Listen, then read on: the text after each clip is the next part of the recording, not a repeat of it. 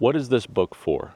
Not what we both know it's for, but what do you use this kind of book for? Is it a simple reference guide?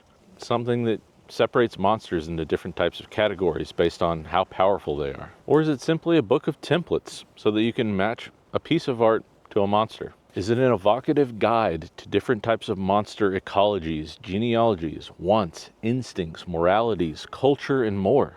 It can be so much more than a simple reference guide, but what do you use a book like this for at your table? Do you use a book like this to feel inspired and to come up with new, creative, and interesting ideas that you may not have come up with on your own? Or maybe it's just a simple set of simulationist data so that you can know what the atypical dragon is like. Greetings and welcome to Elder Goblin Games, the universalist TTRPG channel where the DCs are made up and the stats don't matter. And I'm not going to bury the lead. Here's the thing, folks. This is my big takeaway. If all you need is a basic reference guide, just keep using D&D Beyond. It's so much more streamlined, efficient, and easy to access the exact data you need when you need it. In fact, my main takeaway today is that this book really does nothing to increase your creativity as a dungeon master, inspire new ideas. In fact, I think the 2014 version of the Monster Manual is actually, by and large, a much better book, much better product. Now, if you're looking for inspiration for new monster ideas, how to run monsters in new ways, and what makes monsters interesting, go and check out these books here. There are far more detailed explanations and ideas brimming from these books right here. When I need ideas and inspiration to run monsters, how to run them, how to shake things up and try new things, I grab one of these. I'm not reaching for my classic Monster Manual 2014 or 2024. So we're going to break into these books today. We're also going to compare them to the new 2024 book, but I didn't want to bury the lead on this. I wanted to go straight into what's happening in this video and tell you that really it's largely about these, but we are going to look at the 2024 Monster Manual as well. And just for comparison's sake, I may even break open this version of D&D right here and look at some of the monsters inside. All right, so we're going to get into the main topic of this video, which is comparing the different ways that these books look at monsters and their approach to monster building. And so we'll start off by comparing one of the most common and basic monsters found in every monster manual, the orc. And we'll start off here with the 2024 entry of the orc. We'll just take a look.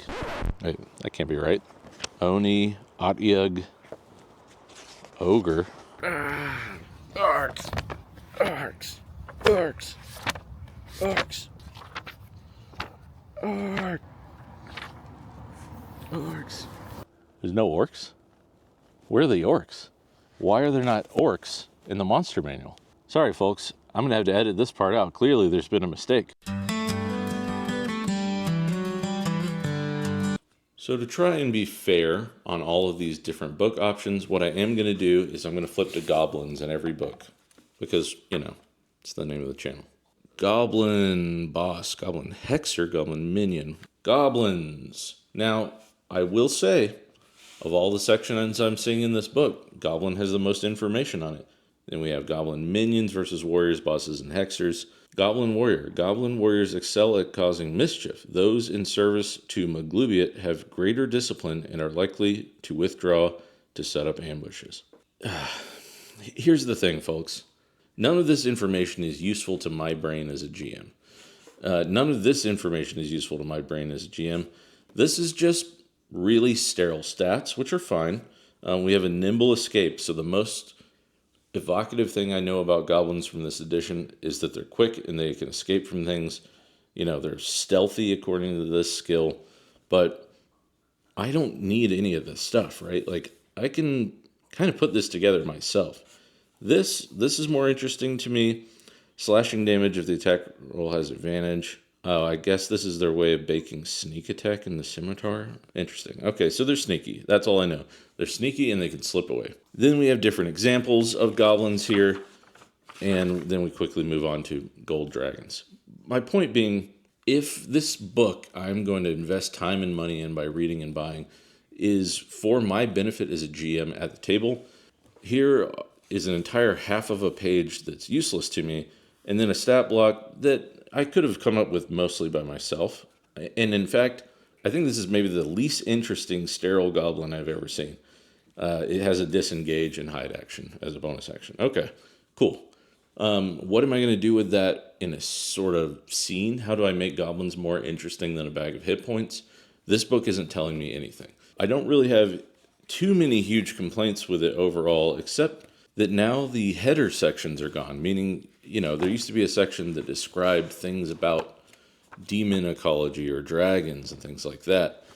And that's just not present anywhere in the book anymore. All that juicy lore that was the thing that really drove me to the Dungeons and Dragons Monster Manual is not present in this edition of the book. We even have treasure that just says any here. There are little headers here to tell you things about different types of monsters. But the point here is that I think the thing that makes monster books really interesting and sets them apart is the amount of lore or the way that you use monsters during a game. So, what book do I want to talk about today instead of this? While this is a beautiful book full of great illustrations and a tiny bit of flavor text, I don't find it overall super useful for the style of game that I run at the table. The things I'm looking for are evocative descriptions, things that really get my mind reeling for ways to use these monsters in different situations, different actionable goals or motives for monsters, things like that. I saw things about habitats, and I saw very small one-sentence, boxes about what each different type of these monsters does. Overall, not going to be very useful or interesting to me at the table. If that's the case, I might as well be looking at this book, because here's the thing, folks. It's, here, I'll just show you an example. Let's find the goblin. So let's just compare it here. Goblins are the smallest and most numerous of the goblinoids, often serving hobgoblins, bugbears, or even hill giants as replaceable lackeys. They live in filthy subterranean warrens built of scavenged materials. The goblin boss rules by cruelty and strength, and the shaman wields cryptic sorcery. Goblin, a short, hairless humanoid with green skin and pointy ears. Keen senses, can't be surprised. If all I'm looking for is a very simple stat block, I'm going to use something like this. This gives me all the stats I need to run the monster in a glance. I don't have to go digging for specifics. There's, different types of goblins here. It's just a really simple format, easy to read. I don't think this book is giving me much more than this book is, and this book is easier to reference and read. So if all I need is stats, I'm going with something like this. Now I know you're saying, I'm playing 5e Jorban, this isn't a game I care about. Well, let's look at this book then. This is the Monster Overhaul, which I have a video I will link here. If you haven't seen it, I recommend going to check that one out if you want an in-depth review of what the Monster Overhaul is, what it does for you that's different. But we're going to look at the goblins in this book, because why not? First off, you start things off, we've got generic upgrades for monsters, attitudes, unique features, like things like scars, pale skin, burning eyes. Change things up by making two-headed goblins, venomous goblins, vampiric goblins, ghost goblins, phasing goblins, shifting goblins, celestial, infernal, and prodigy goblins. Where they find you indoors, where they find you outdoors, what the weather's like. Reaction rolls depending on if you're kind of feral, general, grandiose, or unusual, bestial, intelligent, or scheming, things like that. You can add an element to them if you want to make them more elemental. You can decide what the local attitude is. This is the opening cover of the book. Let's go to popular monsters right here. I could roll on this table to find my popular monsters, but Goblin's number 1, and it's page 44, so we're going to look at that. Okay, so we start off with this full page spread on goblins. The appearing, how many are typically in a group together, what their hit dice are, or HP if you're not using a game that uses hit dice. What they look like, a small, thin, toothy, and furtive humanoid, enormous variety of features. What their voices might sound like, mocking, giggling, obscene noises. Goblins rarely use words more than 2 syllables. What they want. Here we go, people. Motives. To be free, to have a good time. No impulse control. No delayed gratification. What's their morality? Wild swings between servility and murderous rage. Curiosity and terror. Are they intelligent? They're dim but enthusiastic. Now here's where we get to something that's truly interesting about this book. Their armor sort of decides how hard they are to hit, and they do it in this vague way that lets you decide based on the game you're running. So here it says, none. Leaders of high status goblins might have leather or chain armor. So whatever leather or chain is in your game, you can set their ACs if you want at that. They move normal unless mounted. Their morale is 4 if you have a system that makes them run away. Their damage is about a d6 for a club, a short sword, a spear, or a bite. And then we have some interesting, this is where usually the sort of flavor comes in. Remember what we had in the 5e book compared to this. If 10 or more goblins are present, one will have a goblin elite weapon, so like a d10. If 50 or more are present, they will have 3 goblin elite weapons and 1 goblin super weapon. Now it says here, goblins try to overwhelm their enemies, retreating and trying again if the first assault fails. They will never try the same tactic twice. They can be temporarily cowed by force, bribery, or fear, but will eventually turn on allies or each other. So here we have a really actionable, interesting, and evocative way to use them in a fight to set up a scene for you to prep as a game master to create scenarios that are interesting for your players to go through. And this is just, one block here. Then we have some kind of treasure they usually have. But here's what's really interesting. You can roll on this table to decide kind of what these goblins look like. Like here, number 1, they're red, old bricks, fresh blood, or scabs. Maybe they're yellow, gourds, egg yolk, or cat's eyes.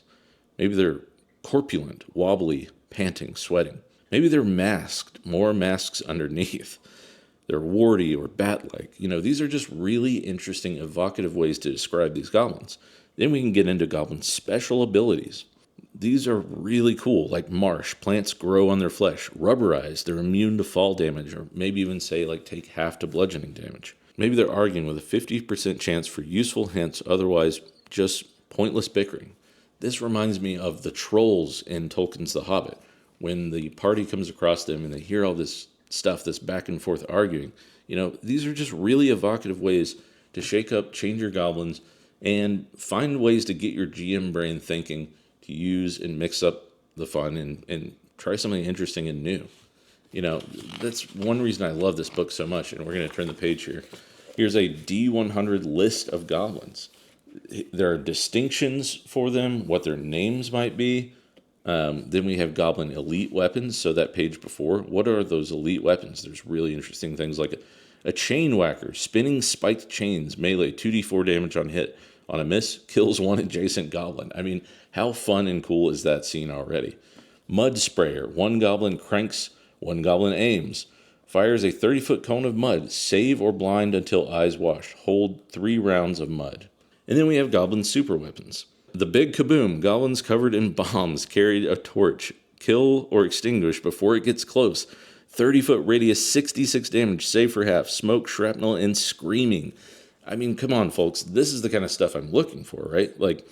I can imagine so many scenes off of just one prompt in the goblin super weapons. These kamikaze goblins that are just running up to you, covered in TNT, with a torch ready to light it. And now the goal isn't just to kill these things, but to stop them, trip them, shoot them before they get to the party and explode in a huge radius of massive damage. Then over here we have goblin mounts. They might be riding war gliders, spring boots, another goblin. I mean, this stuff is so good.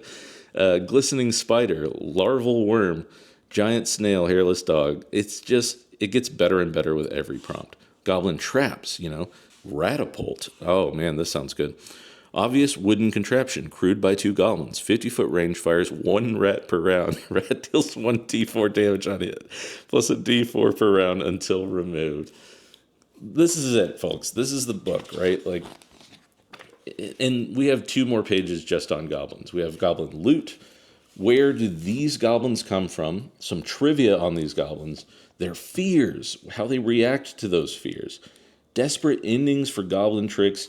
Goblin leadership methods. Then we have a whole thing on if you want to involve goblin war machines.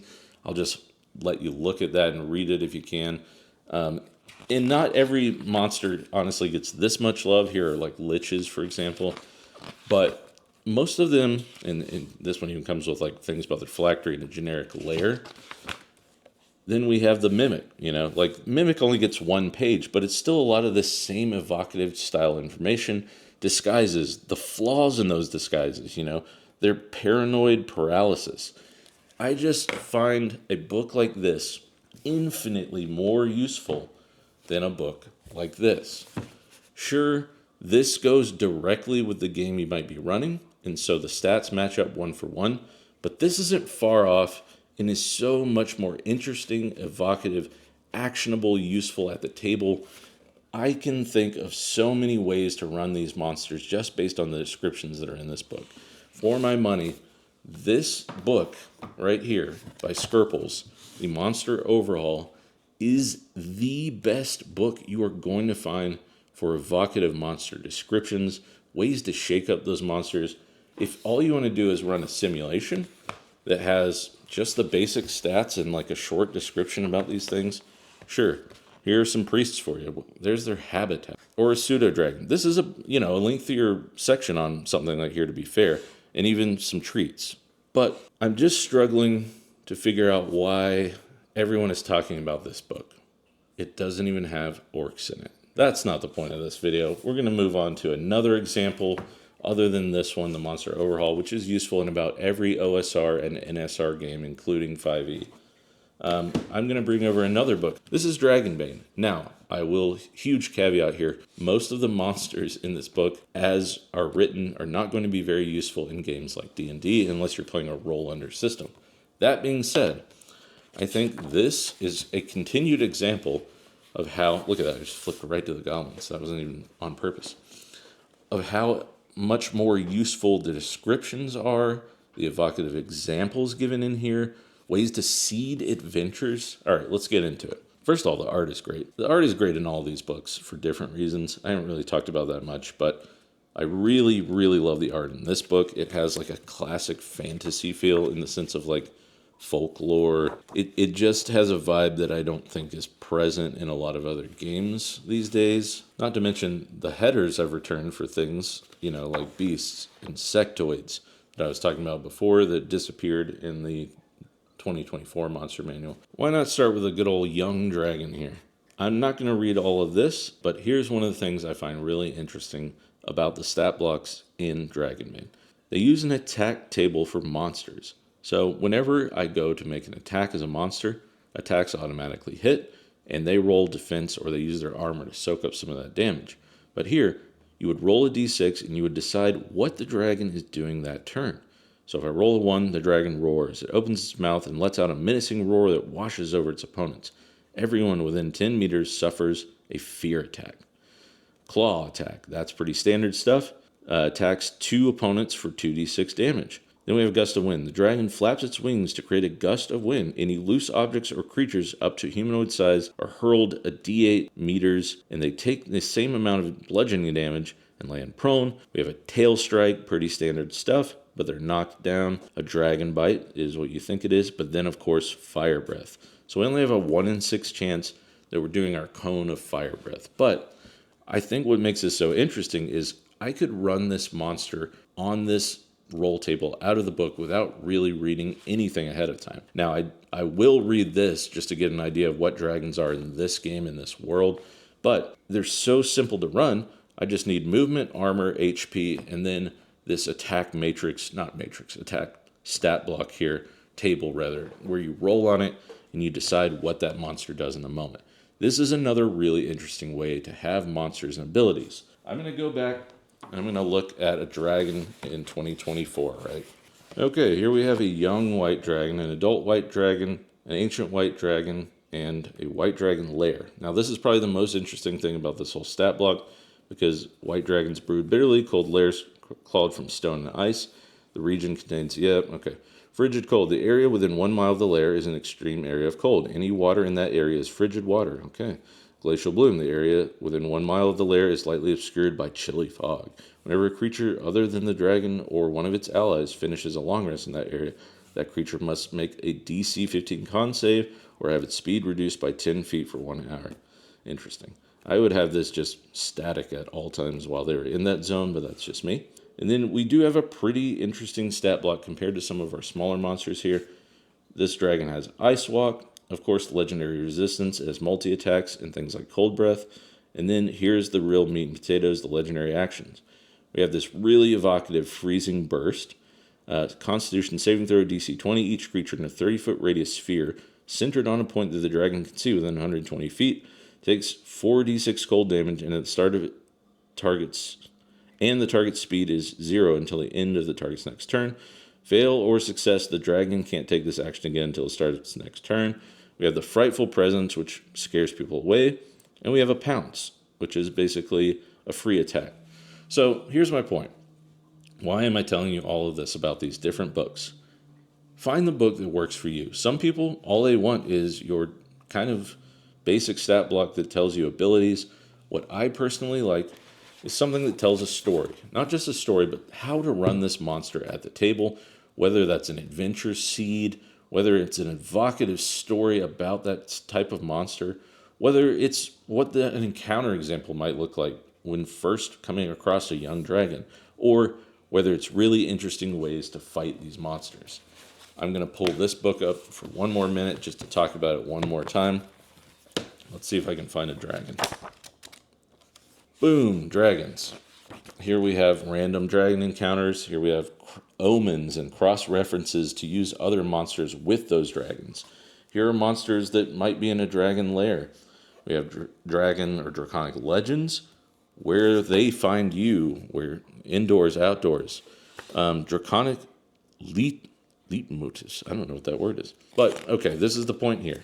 If we go to an ancient dragon or even a young dragon, it's going to have so much information on it in this book that is useful outside of what it does on its turn when it's attacking, right? There's just so many things here about like extra special abilities. Sure, that's attacking again. You know, what its morals are, what it wants, what its voice is, what its intelligence is. You know, even more special attacks, dragon forms, current mood, current activities, current problem, draconic declarations, what it tastes like on a menu, you know.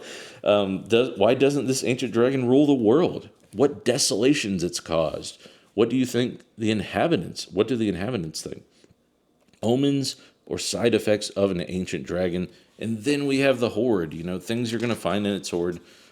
Just infinitely more useful information. Again, this is just one man's opinion. If this doesn't jive with how you run your games or what you think is interesting or what you need in order to create evocative combat encounters, or even just, you know, what's great about this is not all of these are going to lead to combat.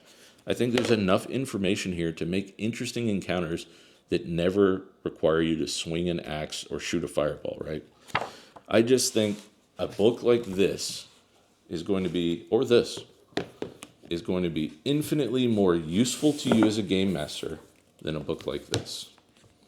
That's my 2 cents. I've talked about this a lot. Here's another book. I'm just going to stack a bunch of books up here. And hey, while I'm pitching interesting monster books, let's take a look at this book here. Now, Ben Milton already has a great video on this book of how to use it to shake up monsters and create interesting and new monster ideas. But I'm going to give you a small example here of what he's talking about in that video. All right, so to start things off, we have a pretty basic, straightforward monster bestiary here. There are ways that you can use all this stuff to create your own monsters, which I think is the real strength of this book. You have a monster table here if you just want to roll on a random list of 100 different monsters. Here are some very basic examples of monsters. I mean, look at these tiny little stat blocks, right? Like if all you need is what the thing's AC and HP are, here you go. How much damage it does, here you go. Look no further than this book. This one dissolves and eats nearby metal. Wow, rust monster. There you go. I didn't need any of that other stuff. I'm not that type of GM, I guess. But, okay, here's what's really cool about this book. Let's say, let's use the example I just gave of a rust monster.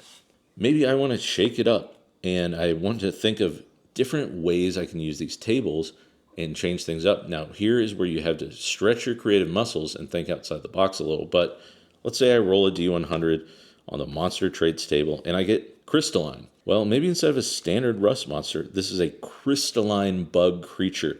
And it has these crystal formations growing out of its spine, and it shoots out this crystal dust and eats crystals. Now all of your character's magic items are in peril because it might want to eat the crystals out of the hilt of your sword or something like that. That's just one example out of 100, right? And then you can even combine several of these tables to really shake things up. Let's roll on the powers table and see what happens. Earthquake.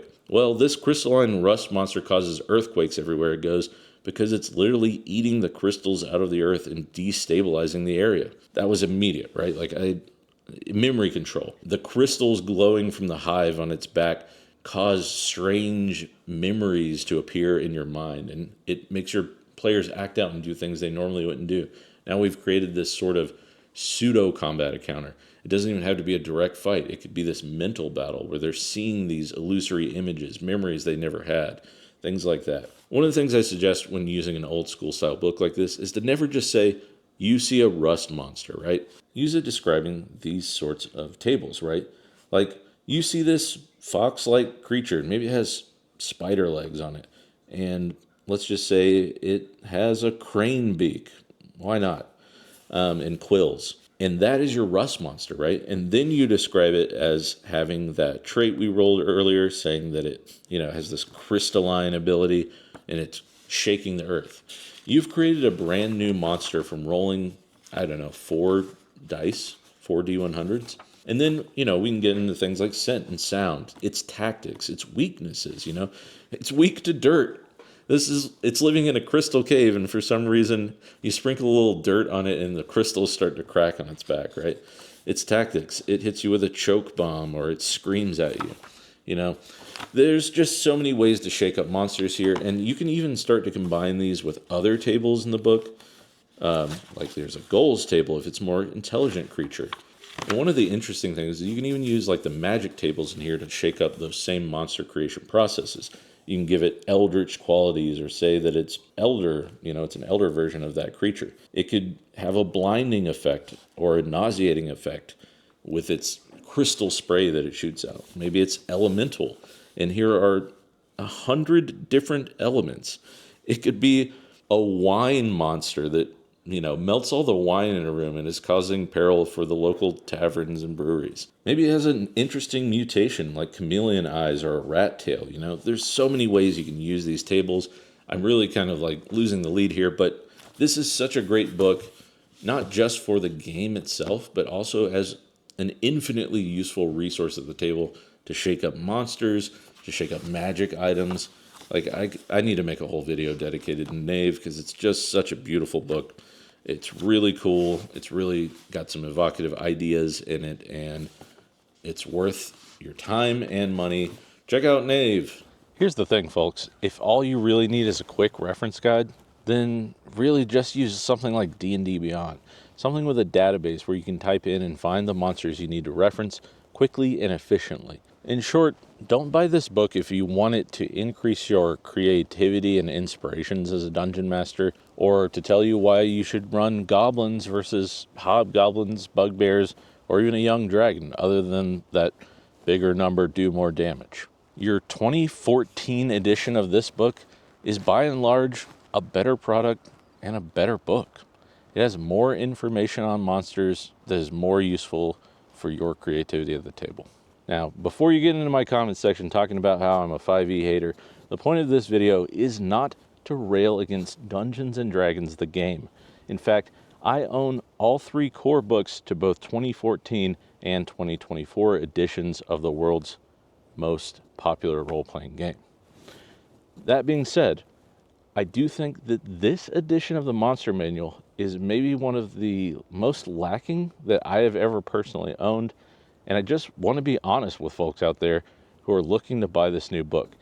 If you're really steeped into the 5e world, you probably need to buy it anyway, just to make sure that you have the updated versions. And honestly, the stat blocks aren't bad.